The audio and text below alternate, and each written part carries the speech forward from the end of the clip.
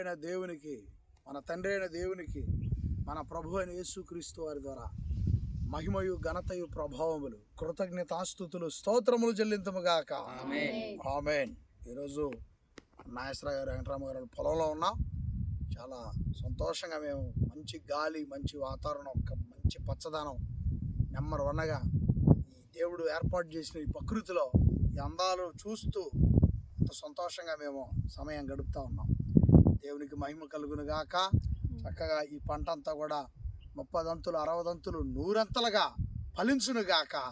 యేసు ప్రభు సహాయంతో, దేవుని సహాయంతో గొప్పగా ఫలించును గాక.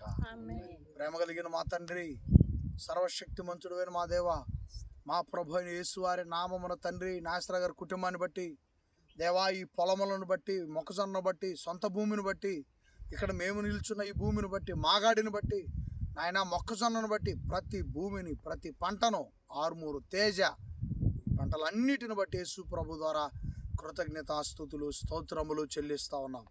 తండ్రి, వేసిన నాటి నుంచి నేటి వరకు కొన్ని వాతావరణపు మార్పులు కలిగినప్పటికీ కూడా పంటను నిలబెట్టి కాపుకు తీసుకొచ్చి కోసుకునే దానికి సిద్ధంగా ఉంచారు. తండ్రి, ఇది మీ దయనని పిల్లలు నమ్ముతున్నారు, వారి కుటుంబం విశ్వసిస్తున్నారు.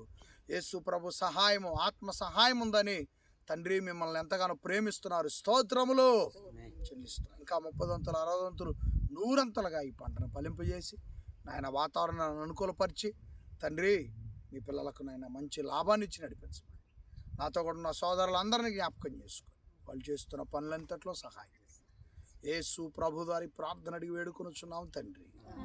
ఆమేన్. Thank you daddy, thank you Jesus, thank you Holy Spirit. యేసు మహారాజుకి జై. అందరికీ రైట్. చాలు అట